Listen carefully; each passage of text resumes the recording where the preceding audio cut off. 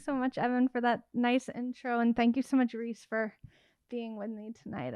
And thanks everybody for coming. I see so many people from the past, and it's so nice, heartwarming. I took off my glasses so I wouldn't be distracted by your faces. I'm gonna read. Can everybody hear me in the back and everything? Okay, I'm gonna read the beginning of a story for 9 minutes, and it's called Pioneer. The Oregon Trail ran from the back entrance of Bridge Elementary down through the schoolyard to the edge of the woods. Cones marked the journey. Not the satisfying soft cones that squish down with your body weight, but hard plastic cones, prim and pointed as shark teeth. The cones looped around the tree line to the right, and that's all Coco and the rest of the Culver family could see from the starting point. Who knew where the trail went after that? There were dangers, Coco had heard, though she didn't know exactly what. When Miss Harper had passed out the simulation's rainbow-coated biography cards last week, Coco had not been assigned to the Culver family. Her lemon-yellow card listed her as the matriarch of the Bell family, who had lived right here in historic Lexington, Massachusetts. While the class wandered around collecting their families, Coco asked Devon, the Bell patriarch, if she could be a child in the Bell family instead. "We already have 2 children," Devon said, "and there can't be children without a matriarch." "Sure there can," said Coco. "The matriarch could have died. They'd make up some woman who'd long since perished. Recalling her benevolence could pass the time on the trail." "You want to be dead?" asked Devon. "No," Coco said. "I just don't want to be the Bell matriarch. I want to be a Bell child." "Why?" Coco wouldn't say so to Devon, but she was uneasy in dresses and skirts. The wind could catch the fabric and expose the part of her she hated most, that felt so wrong, and that she pretended had withered off her. In the role of a child, she'd be an 1800s tomboy. As matriarch, there was no option. She'd have to look like a full woman. Ever since Coco's body had started developing a few months ago, she focused hard on the mildew on the ceiling while she washed herself in order to forget her body. Only when the water was dirtied and lathered with soap could she bear to look down. At first, Coco considered not traveling the Oregon Trail at all. But missing the day would be a crazy move. Coco loved Miss Harper and would never lie to her. But beyond that, the Oregon Trail was the culmination of the 5th graders' hard work through Bridge Elementary, where you got to be a pioneer like those who traipsed around Plymouth Rock. All through middle and high school, the Oregon Trail would be reminisced about as the pinnacle of their education. The day before the Oregon Trail, Coco asked the other families in Miss Harper's class if she could join up with them.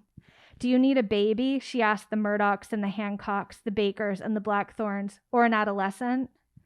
No, they said, if they bothered with her at all. Even though it was still regular school until tomorrow, the families were already insular and protective, clumping around desks between subjects. "Aren't you a matriarch yourself?" the Blackthorn matriarch asked. "I don't want to be," said Coco. "I want to be a kid." "That's stupid. Miss Harper said we have to accept our station." "Yeah," said the Blackthorn's son, who blew his nose on his math worksheets. "Matriarchy is an incredible honor. Women rule." "Want to trade?" Coco asked. Doy, no. Coco's best option was to join the Culver family, who offered her the role of an ox. "You can pull our wagon," said Alex, the Culver family patriarch. "If you can find another ox, we'll yoke you. It'll be super." What she wanted to be was a boy, like Devon or Alex, but nice. She wanted to wear short pants and follow behind a party, providing for anyone who was hungry. She wanted to be a smooth-faced, short-haired colonial boy. At home that night, Coco stuffed yellow felt triangles with dry grass for horns and affixed them to the cap of her headgear. She prepared a poncho that simulated the powerful shoulders of an animal and tied a piece of rope to her belt for a tail. "Coco," her mom said, "I thought you were a matriarch." Lately, Coco hated the sound of her own name, which was like a pet's name or the name of a girl with makeup in a Western saloon, embarrassingly girlish, the verbal equivalent of balloons stapled to her chest. She twitched like she'd been hit. "I used to be." You look like, I don't want to say it." "What?" Coco struggled to speak clearly. Although her headgear was for night use only, she'd hooked the mouthpiece into the metal tubes on her molars. Otherwise, the cap didn't stay taut on her head. "What do I look like?" Her horns flapped over her eyes. Her mom didn't answer. The next day, all 4 fifth-grade classes lined up at the head of the Oregon Trail. People were meticulously dressed. The matriarchs wore full hoop skirts and aprons, bonnets and bodices with puffy sleeves, colonial dirt rubbed purposely on the hemlines. The fathers and uncles wore leather vests and hats. The boys wore breeches. The families pulled red wagons and garden carts and wheelbarrows to which they'd attached hula hoops with sheets over them, like genuine covered wagons. Everyone must have been gathering materials since kindergarten. Coco snuck between the families in Mr. Bennett's class and Miss Goldberg's class and Mrs. Hedgerow's class. Everyone stared. "Are you a dog?" someone asked. "With headgear? Are you an alien?" "You look gay," said Devin, the Bell patriarch, who stood with a radio flyer and 2 motherless children. "What do you mean?" Coco asked. "Like a gay person? Ever heard of one? They're actually real. It's sick." Coco found the Culver family at the end of the row. The Culver patriarch, Alex, stood with the Culver matriarch, Victoria, before a loaded plastic wheelbarrow. They had no children, but still preferred Coco as their ox. "Where are your rations?" Alex asked, indicating the bed of the wheelbarrow, which was filled with naked loaves of supermarket bread, unshucked ears of corn, plastic containers of dry oatmeal. "I expect every member of the Culver family to contribute to our stock." "I brought flowers," said Victoria, who wore a dark dress and a bonnet cinched around her face. "Sorry," said Coco. "I didn't know oxen fed their families in colonial times." Alex glared and passed her the handles of the wheelbarrow. "I can see we need to break you." The Culver family marched. The wheelbarrow, full as it was of grain, was exceedingly heavy. Coco had to rest the handles on her back and hunch over so she was nearly crawling.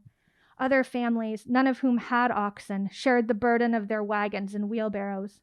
No one else had rations. Alex swallowed handfuls of oatmeal and hunks of bread as he walked. Coco only hoped he'd keep at it and lighten the load. Halfway to the woods, the weight of the wheelbarrow increased significantly, and Coco dropped to her knees in the grass. "Mush!" Victoria cried from her new position atop the wheelbarrow.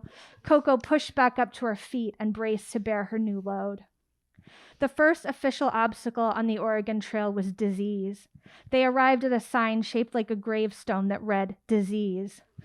A ghost popped up from behind the sign. "I am the spirit of multiple diseases," said the ghost. Some of the families screamed, but it was obvious from the Long Island accent and red plastic glasses worn over the eye holes in the sheet that the spirit of multiple diseases was Miss Goldberg. She pointed a finger at random family members. "Dysentery," she said. "Yellow fever, dysentery, scarlet fever, yellow fever, scarlet fever, dysentery." The chosen family members grabbed their hearts. Both Bell children were picked for yellow fever. Coco was given scarlet fever. Victoria, in the wheelbarrow, was selected for dysentery. "Now," Miss Goldberg said, "if your name starts with a letter between A and E, your disease is mild. You survived to live another day. Congratulations." Shrieks of laughter and manic clapping rose among the mild sufferers. Coco's heart lifted, though she didn't join the cheers. "If your first name begins with F to O, your disease is moderate. You live." The group of moderates included Coco's ex-child, Marley. She and the other moderate sufferers celebrated. "Ah," said Miss Goldberg, "but wait. You live, but unlike the mild sufferers, you do not escape unscathed. For the remainder of the journey, you must march with one leg dragging. The choice of leg is up to you, but it must always be behind you." Marley said, "That's crap." "And now for P to Z," said Miss Goldberg. "Are you children prepared for your fate?" "Oh, God," moaned Victoria from the wheelbarrow. "I don't want to limp all day in the sun." Victoria wouldn't be doing much limping, perched as she was on the rations. Even if both her feet were struck down, Coco would keep yanking her along. "Severe sufferers," Miss Goldberg said, "you are dead. Please step forward." Victoria deserted the wheelbarrow, lightening the load so fast that Coco's back snapped straight. Coco's ex-child Peter also marched forward, along with several other sufferers. They stood before Miss Goldberg. "Join your mass grave." The severe sufferers lay down in front of the gravestone sign, the bottoms of their feet wagging at the survivors. Coco tried not to rejoice at their fate, smiling with her headgear hurt anyway. "March on, brave pioneers," Miss Goldberg said to the remaining party, "but march with heavy hearts."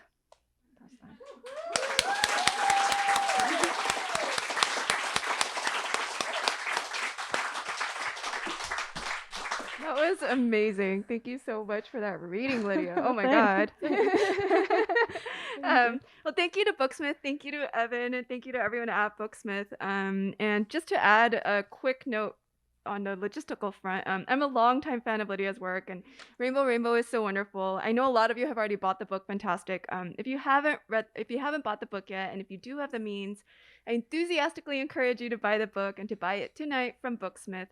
If you value having this kind of community, this kind of place to gather, bookstores, of course, have been having a very hard time, and it takes resources and time. Okay, sales pitch over. Can you tell us, for anyone who hasn't read your book yet, can you tell us about the book and about these stories and maybe something about like what ties them together for you? Oh, sure. Yeah. So the stories are all about queer characters, like queer and trans characters. And I think that's kind of the main thing that ties them together is like the way, the identities in that way. But it's also about times of transition in a lot of the stories. So often it's gender transitions, but sometimes it's like the beginning of a character's sobriety or like exiting a relationship or trying to exit a relationship or even just moving across the country. So those kind of elements of transition also weave through. And then also sort of stylistically, like I'm really interested in the sort of intersection of humor and sadness and kind of like what makes people laugh but is also heartbreaking. So that's kind of like the stylistic mode that ties them. Yeah, and I think everyone here has clearly noticed that that I mean so much of like there's so much humor in this book. And something I've been noticing lately, and I think it's been true a long time, but it's been especially true these past years, is I feel such intense like physical relief when a book or a TV show or movie, the first time it makes me laugh, like I feel just like such gratitude, I think, because laughs are a little harder to come by. Yeah. And I mean, not that said, like I love plenty of books that don't have a single funny line. And I wonder if you could talk about that, if you could talk about this role of humor and how you think about it in like just on like a page by page basis. Oh, sure. Yeah. Like actually last week I was giving a talk to a program and a student asked like, "Oh, but sometimes I write something and like I don't think it's funny and then I read it out loud and people laugh and I'm confused." And I thought it was sad, but then they laughed and I was like, "That's a good thing. Like that's the best." I feel like that's like the best. Like I don't know, like to me it's just what's funny is like it has to be sad, or the best kind of funny is also sad and surprising, and like the reason it's funny is because it surprises the reader in a way, which is what you want. So I think they're inextricably tied together. I think humor without sorrow or tragedy is slightly pointless, to be honest. So that's one of the ways I think about it is that Yeah. how they're married together. That's so beautiful. What you're saying about your student too. I feel like that happens to me in a slightly different way where I'll be like, that was like a really joyful page, and someone will be like, that was like what you read was so heartbreaking, and I'll be like, Yeah. that was heartbreaking? That was just kind of like life. I know. Where is the tragedy? I don't really know. I know. I have that same thing of people being like, "That's disturbing," and I'm like, Yeah. well, "That's kind of my life." Yeah, like it's just kind of my brain. I don't know. Okay, well, can you also talk about bodies in your fiction and in these stories and the centrality of bodies and physicality?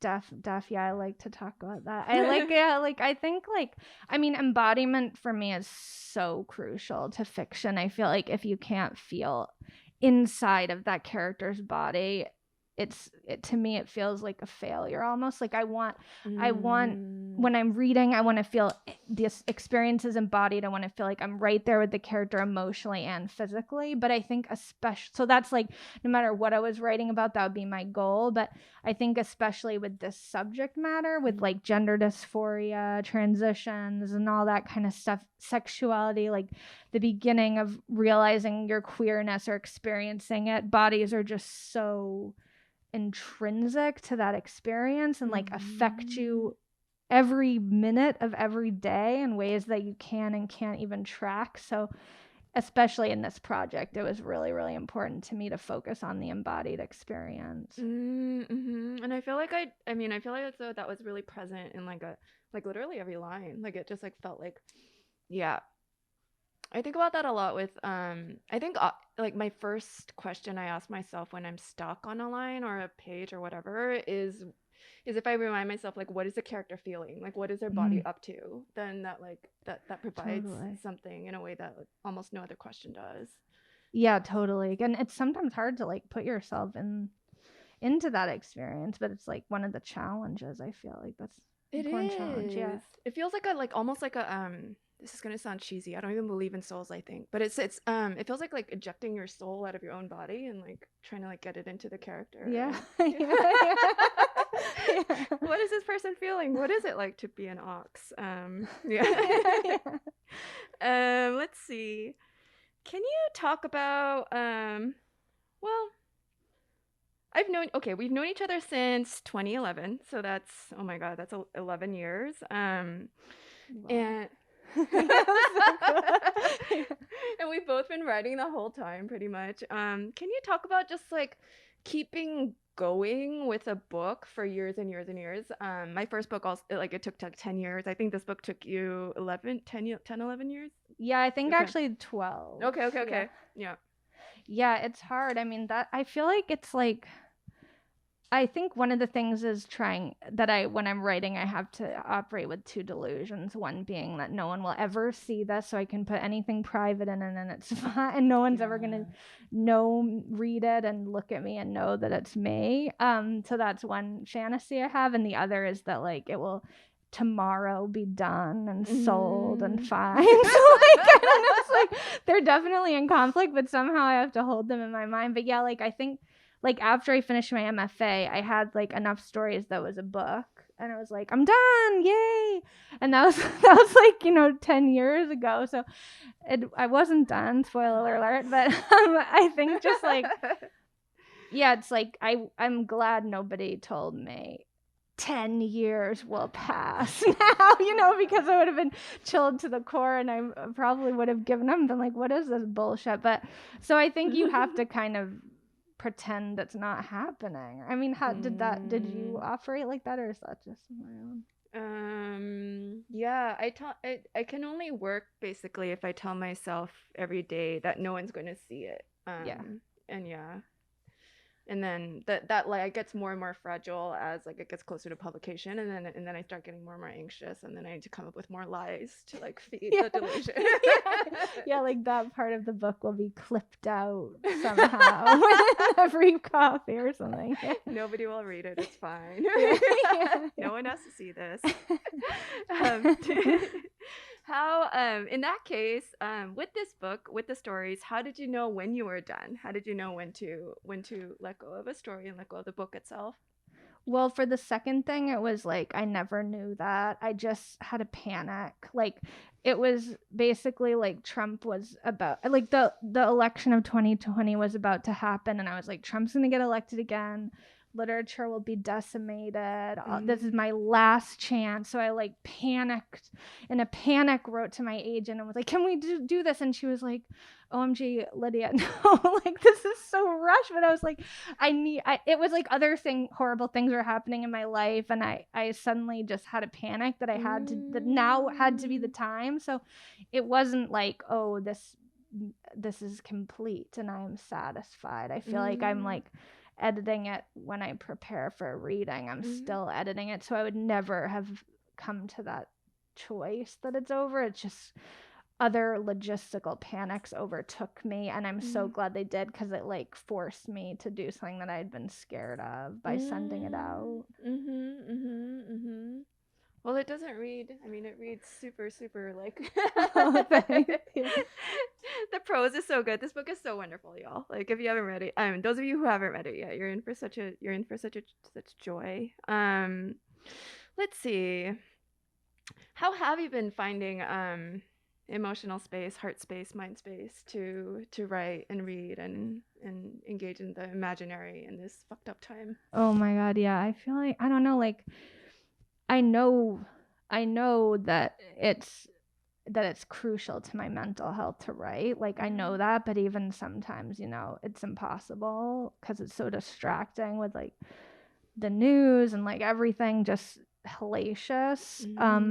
It does help me to like start in the morning before I like look at anything or hear about anything going on, so it's still like a private time that's like holding over from sleep or something. But yeah, sometimes it's like I'm just doing it to do it for mental health. I know it's only for mental health and it's not productive. It's just like to keep myself engaged, even if it's brief amounts of time.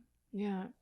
And do you still do something where I seem to remember that you would like lock away your phone. I do, yeah. I do. I have a box. I have a box that was was originally made for people who don't want to eat too many cookies.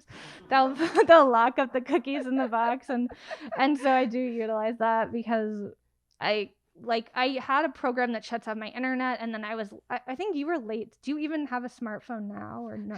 Now you finally do. I do. But I have child controls on it to keep the internet off. Oh, yeah. So I was also late to get one, but then when I got one, I was like, oh man, now this is just as distracting. So that box has helped me, and I have had to break it a couple of times in emergency situations. So it's kind of all glued back together haphazardly. What's the cookie box called for anyone else who might be in need of such a thing? It's called Kitchen Safe. I recommend it. I really recommend it. It literally saved my life. It saved my life. Now we know. I'm definitely looking that up like tonight. Can you talk about, let's see. This is a question that I think I'm engaging with like on a daily basis, mostly with anxiety and panic, but also with joy and like anger, is can you talk about like, I don't know, writing through fear, like writing while knowing that there are going to be ignorant people who will think things and assume things, and while trying not to care about ignorant people's opinions, and just like that mess of like trying to release like something as like a book into a world when you're writing from a marginalized body. Oof, yeah. I feel like the delusion that no one will ever see it had protected me for a long time, and it was like I mainly published in like literary magazines that no one read, basically, so I could pretend that no one did literally read it at all, and was always shocked when someone did. But now that it's like putting a book into the world, it's a little bit less like you can't really pretend that's the case anymore. So it has been hard to like clear those voices out of my mind when I'm writing, which I hate. So I don't know how to like scrub those. I'm still struggling with that, I think, to try to not have those voices influence like my next project. Yeah, it's so hard to drown it out. Yeah, it's just like, oof. Yeah.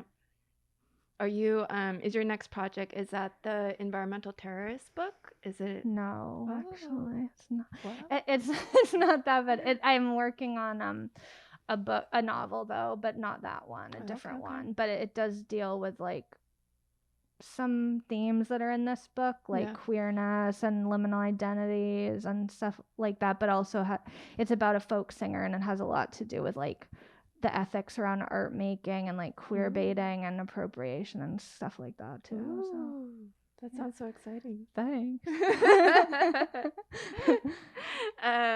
Let's see.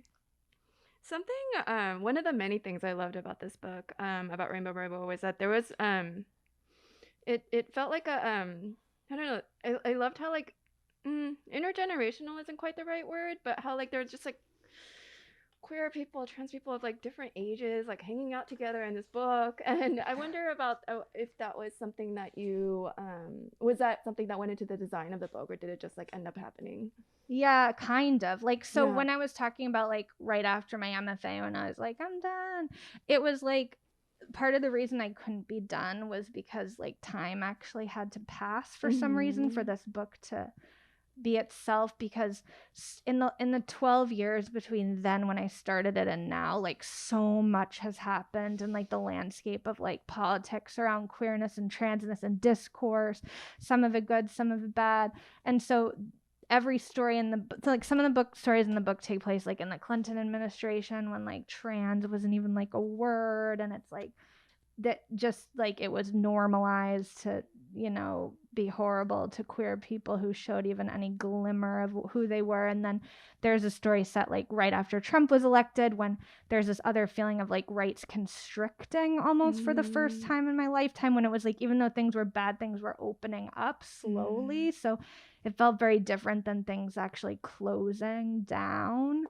And then like there's a story during COVID about like how like queer relationship structures were threatened by health and politics. And so kind of like the landscape of the world had to change. And then like also in positive ways too, like with Sunny Talks, there's like a story about a queer young person now who's like a YouTube star, and just like how the young people right now are like creating this discourse that didn't exist before, and kind of getting to make it up as they go along, and like make the world they may or may not want. But there's dark things about it too, obviously, like the infighting and like having this record of your opinions when you're 12 years old on the internet, which I don't envy them. So like there, all that kind of stuff had to happen to give the book enough breadth to like be a whole book on its own. Yeah, it seems so fucking hard to be 12, man. I know. It doesn't look too fun. It seems really hard. Let's see. Okay, can you talk about I know there are a lot of writers in the room, and I feel like you're like a residency fellowship, like like royalty or something. Like you're like when I first heard about you, I remember somebody, I think I first heard about you when you were like, you had like strung together like 3 residencies in a row or 2 residencies in a row, and you just like were like residencing for like a solid year, and I was like, wow, that's so cool. Can you talk about this part of your life, like just like the going from place to place and like getting residencies, and you know, the like itinerant like writer artist life that I think you've been leading for a lot of years, except until just recently. Yeah, totally. So like that time actually was like 2 years of residencies and in a row around right after grad school, and then like I've moved 9 times in 12 years. So it's been like insane. And part of that was like part of my writing process was like going to a new place, everything feels exciting and new and inspiring. And it was helping my writing so much, but it also takes a toll on me like mentally, because I'm like obsessed with community and like meeting a lot of people and having a community and having a routine. And so even if I was someplace for a month, I would put a lot of energy into that and then leave and be just really sad, and then go to the next place and be like, who are these people? I don't want to talk to them. I miss my old friends. At first it was like, that is a struggle. So I'm curious how it will be to go to one place, because I also wonder maybe I'll get restless, but hopefully I won't, because I can still go to travel a lot. I think it'll be a good thing, because the last 2 moves I had were very heartbreaking, so I'm ready to not have to do that again. Yeah, even when you moved to the Bay Area, I was like, oh my gosh, amazing, Lydia's back. And then COVID hit. I know. And then you were gone. I know. We hardly even saw each other. I know. We haven't seen each other in years. Except there's like Zoom. I know. It's so sad. Okay, let's see. What books have been nourishing you these days? Ooh, I'm trying to think. Like, so I really like Second Place by Rachel Cusk. my friend Jasmine Chan's book, The School for Good Mothers, which came yeah. out. Like I had read that book as a manuscript and loved it so much. So I feel like that has been a really glorious story for me, because I feel like it's rare to see a book you love get the attention it deserves. It's like very happy feeling. But also there's been like a lot of queer books lately that tell like sort of more nuanced stories of the queer experience, like We Play Ourselves by Jen Silverman, or Detransition Baby by Tori Peters, or like Kirsten's book The Five Wounds, like all those books that kind of aren't telling the sort of like traditional, like tried and true, like queer experience story that was part of what I was wanting to like get away from in my book. Just thinking, I love School of Good Mothers, Bad Mothers, Good Mother. Good Mother. That book was fucking terrifying. Oh I my know. gosh. I literally had nightmares about that book. I cried, I screamed, I had nightmares. It's so good. I recommend. Yeah, it's like a terrifying book. It's very haunting. Oh my god, the last page. Oh my god. I was like, sobbed. You can't do that. And feels like ever more possible as a reality too. Totally, yeah. Let's see. I don't know how we're doing on time, but should I break for? Okay. All right. Let's see. Trying to see if there was anything else I especially wanted to. Okay, well, I have more questions I could ask, but also I know there are a lot of people here, and a lot of people who've known from all times of from chapters of Lydia's life who so if anyone has questions they want to ask, or I could ask more questions and then while y'all think of questions. Not that you have to. No? Yeah, I have a mic here. If anybody has a question, you could speak into the mic for the internet's sake. Future internet. We're not live streaming here. Oh, I see one. Hey, Olga, I can't quite make it to you. Yeah. Caveat about the mic. I know with the story collections, I'm always fascinated how you put it together, put together the stories. What was your process, especially considering that the stories must have been written over, different periods of time, and did you go by chronological? Yeah. Oh yeah, like that's such a good question. Yeah, I had so many stories too that it was like hard to narrow it down, but the first filter was like I wanted it to be all queer protagonists, because some of the stories had more like there were representations of queerness that were sort of less, like a little bit more marginal to the main kind, I don't know, like, or just this could be considered queerness but not necessarily. So I cut those out, and then my agent helped me refine it more, and then the people at Catapult, like my editor and a publicity team and stuff, helped me put it into like the right order, which I was like, wow, they did an amazing job, because I never had to do that before, so that helped me. So I had my own order originally, which ended up the first story that I wanted to be the first story still is it, but it went through a few different iterations before the final choice. But yeah, it's not in chronological order. It's kind of all over. It has like an arc, but not that kind of arc. So yeah, it was hard. That was hard for me. But it's interesting to hear that the arc, like you had help with, like, so with the arc emerged to you, right, as well. Yeah, definitely. Yeah, like I mean, my editor Lee Newman, and her story collection is amazing, and I should have mentioned that as one of my favorite new books. But yeah, she did an amazing job helping me with everything. But I think because she's like an amazing literary writer herself, she just like has such an eye for that kind of thing, and was able to help me. Like I would never have put the last story last, but I think it's perfect there just because of the way it ends and like the forward thrust of it, kind of. But yeah, thanks for the question.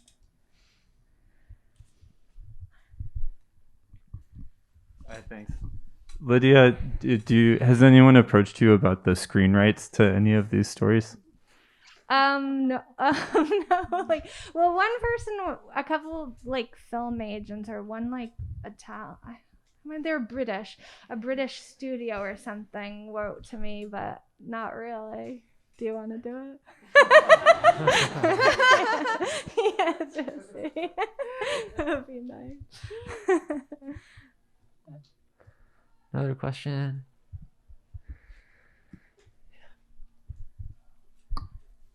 Hi, Lydia, could you talk about writing really young characters? Because you write a lot of like characters that are children and like on the verge of adolescence, and that seems like it'd be really hard to do as an adult. Just remember what that's like. Yeah, it does. I feel like I feel like sometimes I don't like reading young protagonists because people have like this simplified view of what it meant to be a young person, which I feel like is comforting to adults to think that that young people don't understand certain things or don't suffer certain things, or like that there's not that it's necessarily like Pollyanna or something like that, but a lot is erased. A lot of complexity is sort of erased and simplified. And I somehow feel like I think the age that's like me most is like 12, so I feel like I sort of still have a connection to that time or something, like, or maybe like because so many formative strange things happened to me and at that time it feels like fresh to me, like I'm still connected to it in a way. Yeah, I don't know.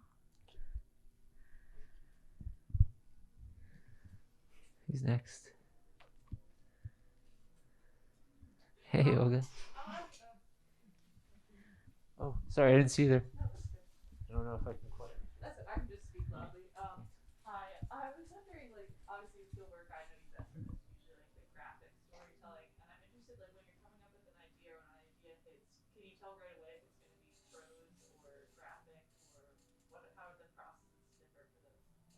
Oh, yeah, that's a great question. Yeah, normally, like, I would say, oh, it's so obvious to me because my graphic fiction is so different. It's like, my main graphic thing is about animals and it's like more funny and whatnot. I mean, yeah, so, but I did, and it has more like speculative elements, weird elements. There's no interiority in my graphic work because I like the text to be more integrated into the image, so I don't do like chunks of narration. But actually the first story in this book covers like the same emotional territory as my graphic work, and that was one instance where like I had the same emotional struggle in my personal life and I put it into both forms. And so it was strange because I'd never done that before, and it was also illuminating for me about the differences between the way I work in both media, but they're almost kind of like companion pieces in some way in my mind.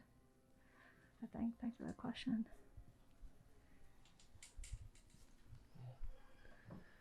Another question? I think Olga. Did Olga have another? Yeah. That was the same? Cool. Oh, cool. Hello, I loved your reading so much. I was wondering if you have North Star books you come back to again and again that you have to reread while you're writing, and then within that, whether there are representations of young protagonists that you think are moving and effective and honest in the ways you're describing. Ooh, yeah, I feel like I always looked at Carson McCullers for that because I just love how she does young people, and she's one of my faves. One of the probably the book I read most, and it's a bit embarrassing to admit, is Revolutionary Road by Richard Yates, because I feel like one of the things I work on in my writing, or like I want to achieve, is like creating interiority that's propulsive and like exciting, and not just like that book is like the dullest like plot, like there's like the most like cishet white middle class couple in the suburbs, like all the things happen in that book that are like in a novel. So there's like literally scenes of this guy like writing ad copy in a business office, and it's somehow so propulsive and engaging, and I'm like, how did he do that? So I read that book a lot to think about how he did it. But another book, a more contemporary book that also does that, is A Separation by Katie Kitamura, where it's another like very little plot, but you're so pulled along by like the psyche of this character. So I like to study those books and think about them a lot. I think that's a great question. Fatima. Hi. I feel like community, like you said, you're obsessed with, and care are two really big pieces of your work. Like, the characters seem like trying to be in a community sometimes doesn't go so well for them. Sometimes they can take care of themselves, but sometimes they can't. They're like often in need of it. I wonder like what it is about those two themes that interest you so much. Like, is there something you're trying to answer or something you keep thinking about? Ooh, yeah. I think so. Yeah, I think like because like when I was growing up, it's like there was no queer community really. So I just felt like obsessed with finding community among my friends, and because like my parents didn't really understand what was going on, it was like maybe my peers will. So I don't know, I think it's just been an obsessive like drive for me and a lot of queer people, and the way community has changed. Like I was 12 or so when AOL came out, and like that was a scary, weird, dangerous community at the time, and now like the internet is still all those things and more. So I think I give my characters a lot of those same kind of obsessions as I have, but it's probably rooted in that long ago time. How do you like to get to your first draft? Like, do you outline? Do you try to make every word perfect the first time? Do you try to go kind of fast and messy and then fix it?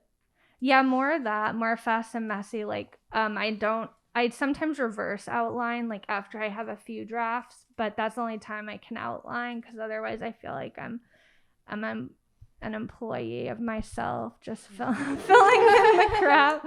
So yeah, I just try to like start with something. It could be a weird anecdote. Like there's a story in here where there's a tragedy, like a strange freak accident that happens to a dog, and that had happened to a friend of mine, and it haunted me for years. And so I was just like, what if I take that incident and it leads to like pushing apart or bringing together this couple, but causing like this emotional ripple effect. So that's like one example of how I started, and then I just go with it. And then sometimes, very often, the story just doesn't go anywhere and goes into the trash can, and other times it's like a process of years of putting it away, revisiting it over time, and trying to defamiliarize myself with what's there. Yeah, so that's what I did. Another question? I have one, but I want to give other people a chance first. If it's okay, can I ask a question? Yeah, please. I'm dying to know, when you're teaching, is there advice that you find yourself giving your students regularly? Ooh, yeah. I have a lot of things I say, but I think like for one thing that's important for me I feel like is important for students is for them to follow their interests and what excites them in writing, and not to ever write something they think they should be writing, or to be afraid of writing something that really interests them, but to like follow their passion in that way. And then the other thing, like on the professional side, is because I've taught like this last year I was teaching at like one of the best MFA programs, and like just being like seeing the anxiety of like some people are getting a book deal, some people are getting this thing, it's not happening for me, is just that like there's so many paths. There's like, it's okay to take a long time. You'll actually be in better shape probably if you take a long time. And I mean, you had that same experience too of like taking the time. I feel like you'll always be rewarded, rather than like rushing to put something out because you think the opportunities will disappear, your community will disappear. Like people will be there when you're ready, and it's better to take the time to make it good. I don't know. Yeah. I think that's true. Thank you. Cool. Thank you. Another question, anyone? Is that it? If that's it, round of applause for Lydia, you guys.